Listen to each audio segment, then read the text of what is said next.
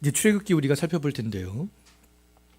애굽에서 구원한 백성들과 이제 맺은 언약에 대해서 출애굽기는 말씀하고 있는데, 출애굽기를 보면 하나님께서는 자기 백성에게 언제나 신실하시다, 변함이 없으시다 라는 것들을 계속 보여주는 것을 볼 수 있습니다.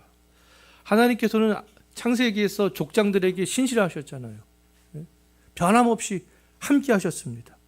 그런데 족장들과 함께 하셨던 하나님이 이제 이스라엘 백성들에게도 변함없이 신실함들을 나타내는 것을 볼 수가 있는데요.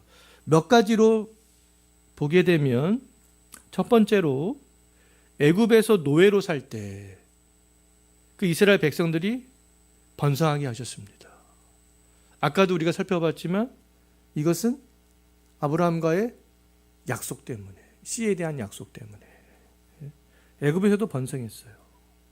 두 번째는 이스라엘을 인도해 갈 중재자 모세를 하나님께서 태어나게 하셨죠.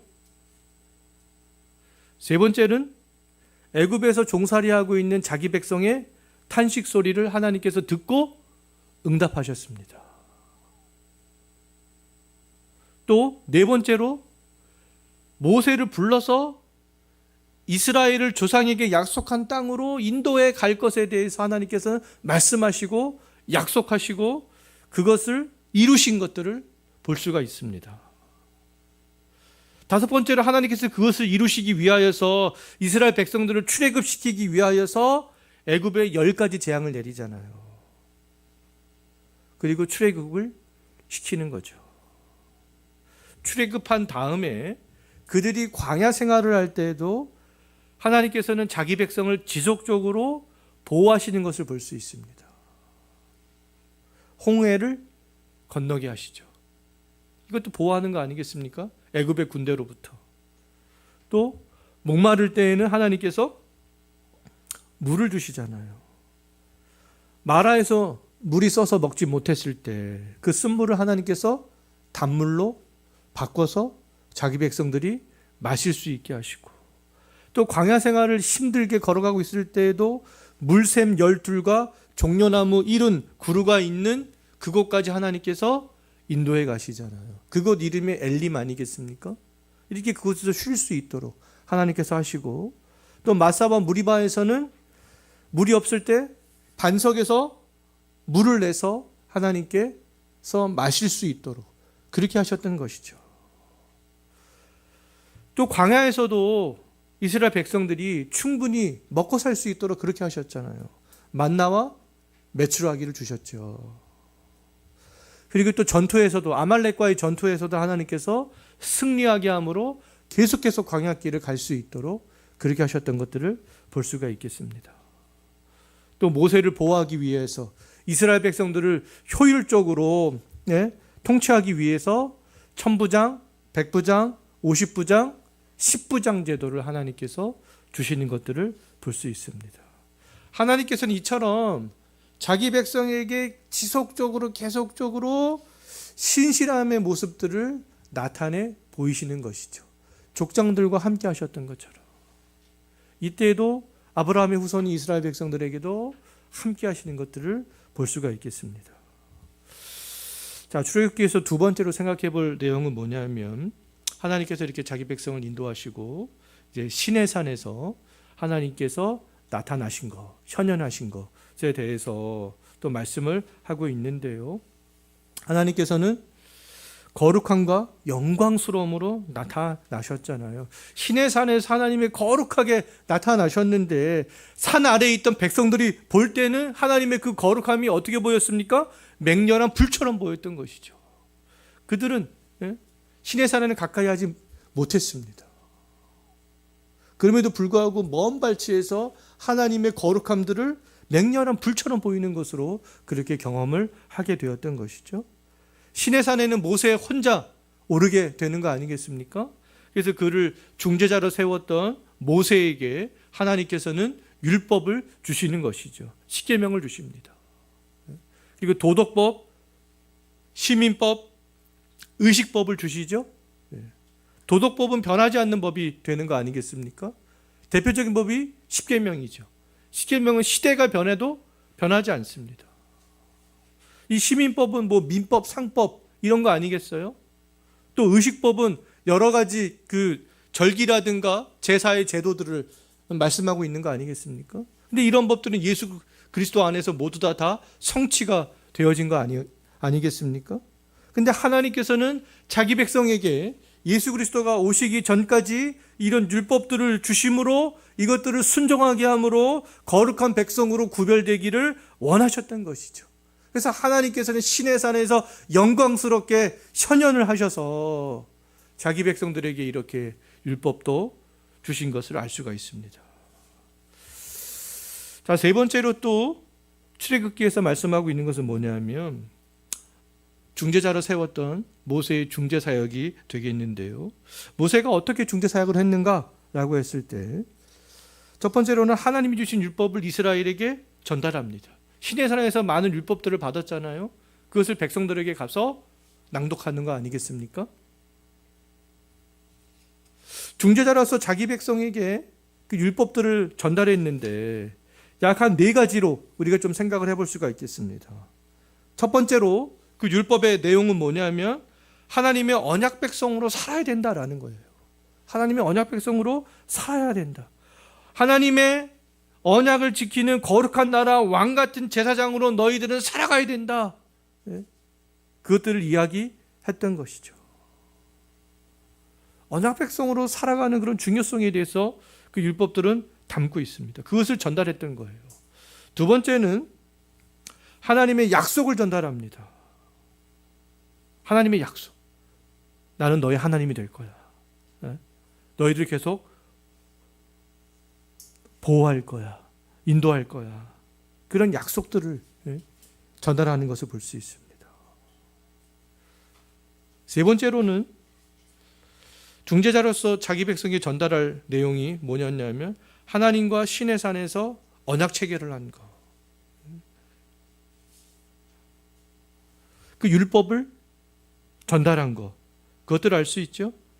하나님께서 모세에게 율법을 주고 모세를 받은 그 율법을 받은 모세와 언약식을 체결하는 것을 볼 수 있습니다.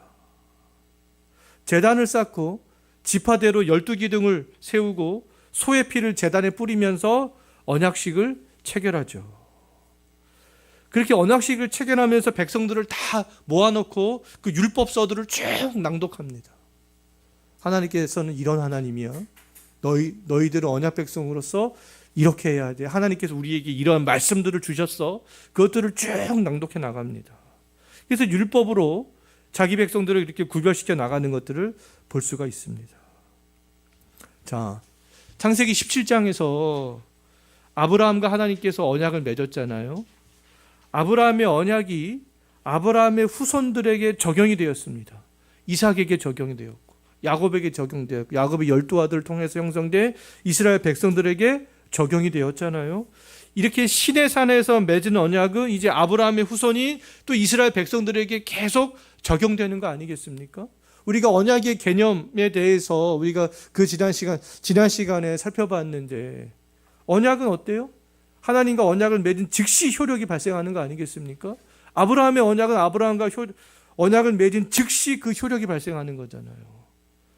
시내산 언약, 시내산 언약도 시내산에서 언약을 맺은 즉시 그 효력이 발생하게 되는 것이죠. 아브라함과 맺은 언약은 아브라함과 너의 모든 후손들이 맺은 언약이 아니겠습니까? 나는 너희 하나님이 되고 너희는 나의 백성이 될 것이다. 그 아브라함과 후손들에게 그 4가지 약속을 하셨던 것이고요. 그 4가지 약속들이 지금 효력이 발생하고 있기 때문에 지금 이스라엘 백성들이 그 효력 아래에서 살아가고 있는 거 아니겠습니까? 또 시내산 언약을 맺을 때에도 많은 율법들을 주심으로 그 효력 아래에서 이스라엘 백성들이 살아가고 있는 거 아니겠어요?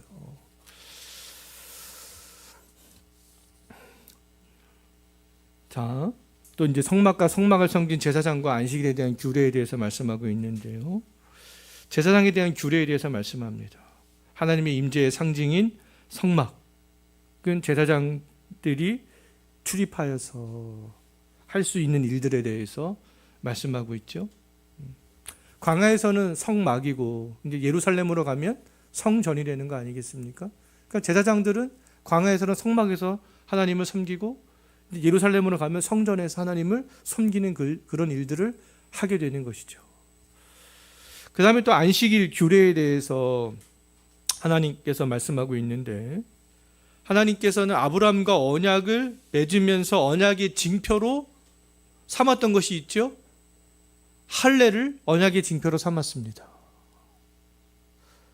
근데 또 이스라엘과 맺은 언약의 표징으로 하나님께서는 광야에서는 안식일을 표징으로 삼는 것을 볼 수가 있어요. 아브라함과 언약을 맺고 할례를 표징으로 삼고, 이스라엘 백성들에게 율법을 주시고 언약 시내산에서 언약을 맺고 또 안식일을 표징으로 삼는 것들을 볼 수 있습니다. 근데 안식일을 지키는 것은 하나님의 창조 질서잖아요. 하나님께서 모세에게 성문법으로 주시기 전부터 안식일의 규례는 있었습니다. 창조의 질서로서요. 근데 하나님께서는 이제 성문법으로 이스라엘 백성들에게 다시 주셨던 것이죠. 그래서 그것을 표징으로 삼았습니다. 안식일을요. 하나님의 언약 백성으로서 이제 아브라함 후손들이 할례를 받아야 되었던 것처럼, 아브라함 때부터 이제 모든 후손들은 다 할례를 받아야 되었어요. 할례를 받아야 되었던 것처럼 이제 이스라엘 백성들은 안식일을 지켜야 했던 것이죠. 그래서 그것들이 언약 백성이라는 표징으로 삼을 수 있었습니다. 할례와 안식일이요. 오늘날에는 무엇을 표징으로 삼습니까? 세례를 표징으로 삼는 거 아니겠어요? 세례를. 하나님의 언약 백성이 되었다라는 표징을 세례로 삼는 거죠.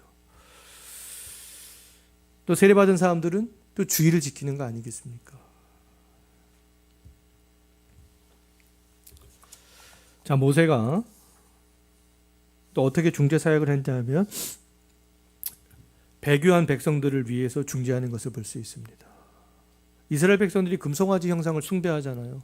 모세가 시내산에 올라가서 한참 동안 내려오지 않자 그들은 불안해서 아론을 찾아가죠. 아론이 금송아지 형상을 만들어서 이것이 하나님이다 라고 말하며 숭배하게 합니다. 그때 하나님께서는 이스라엘 백성들을 다 죽이시려고 하시지만, 그때 모세는 이스라엘을 위해서 하나님께 기도하며 중재하는 것을 볼 수 있습니다. 그래서 이 모세의 중재로 하나님께서 이스라엘 백성들을 멸망시키지 않는 것들을 볼 수 있어요. 이런 것들을 볼 때 알 수 있는 것은 뭐냐면, 이스라엘 백성들은 스스로 하나님을 경외하는 백성으로 성장해 나갈 수 없구나. 그것들을 알 수 있게 해준다라고 말할 수 있습니다. 그러면 반드시 언약의 백성이라고 할지라도 누가 필요하다라는 것을 알 수 있어요? 중재자가 필요한 거구나 라는 것을 알 수가 있습니다. 족장 시대에는 족장들이 그 역할을 했던 것이고요. 출애굽부터 여호수아까지는 모세와 여호수아가 그 중재자의 역할들을 했던 거 아니겠습니까? 그래서 이스라엘은 그 중재자들, 하나님께서 세우신 그 중재자들을 통하여서 하나님이 인내하시고 하나님이 신실하시고 그런 것들을 경험할 수 있었습니다. 중재자들 때문에. 족장이 중재자였고 모세와 여호수아가 중재자였고, 그 이후에는 사사들이 중재자였고, 또 그 이후에는 제사장과 선지자와 왕들이, 선한 왕들이 중재자였고, 그 다음에 그 모든 것들을 누가 통합합니까? 다 예수 그리스도가 통합하는 거 아니겠어요? 이게 예수 그리스도가 유일한 중재자가 되는 것이죠. 예수 그리스도가 유일한 중재자가 될 것에 대해서 신명기에서 모세가 이미 예언을 하고 있습니다. 신명기 18장 15절 적어놨죠? 한번 다 같이 한번 읽어볼까요? 내 하나님 여호와께서 너희 가운데 내 형제 중에서 너를 위하여 나와 같은 선지자 하나를 일으키리니 너희는 그의 말을 들을지니라. 모세가 뭐라고 말씀하고 있습니까? 나와 같은 선지자 하나를 일으킬 것이다. 근데 이 사도행전으로 넘어가면요, 베드로와 스데반 집사가 이 모세가 말한 신명기 말씀을 인용하고 있습니다. 사도행전 3장과 사도행전 7장에서 인용하고 있는데 베드로는 이 말씀을 인용하면서 스데반 집사가 이 말씀을 인용하면서 나 모세가 말한 나와 같은 선지자는 바로 예수님이야 그렇게 말씀을 하고 있습니다. 그러니까 모세는 이미 유일한 중재자 역할을 하게 된 예수님에 대해서 이렇게 예언을 하고 있는 것들을 알 수가 있는 것이죠. 그 다음에 이제 출애굽기 이제 마지막 내용들이 뭐냐면 하나님께서 성막과 성막의 기구들을 만들게 하시는 거죠. 하나님께서 왜 성막과 성막의 기구들을 만들게 하셨을까요? 하나님께서 성막을 만들어라. 성막 안에 기구들을 만들어라. 이렇게 말씀하시거든요. 왜냐하면 백성들을 위해서 하나님께서는 그렇게 하라고 하셨던 거예요. 자기 백성을 위하여서. 왜요? 그것 가운데 거하시기 위하여서. 그것 가운데 자기 백성과 함께하기 위하여서 이스라엘 백성들에게 성막을 만들게 하고 성막의 기구들을 하나님께서는 만들게 하셨던 것이죠. 그래서 성막이 다 완성이 되자 그 성막이 어떻게 됩니까? 하나님의 영광이 충만하게 되는 것들을 볼 수 있잖아요. 또 광야를 행진하는 이스라엘 백성들과 하나님의 영광이 그 이후로 함께했다라고 또 출애굽기를 보면 말씀하고 있습니다. 이렇게 하나님의 임재가 충만하게 됐는데 이것을 통하여서 알 수 있는 것은 반역을 하는 이스라엘 백성들이라 할지라도 하나님의 언약은 변함이 없다. 자기 백성들과 함께 하신다라는 것들을 보여주고 있는 것이다 라고 말할 수 있겠습니다. 자, 이렇게 우리가 출애굽기를 통하여서 계속해서 하나님의 신실하심들을 언약 백성에게 나타내 보이시는 하나님에 대해서 살펴봤고 또 시내산에서 모세를 통하여서 하나님께서 현현하시고 중재자였던 모세를 통하여서 하나님께서 그 율법을 주시면서 중재 사역을 행하게 했던 내용들에 대해서 살펴봤습니다.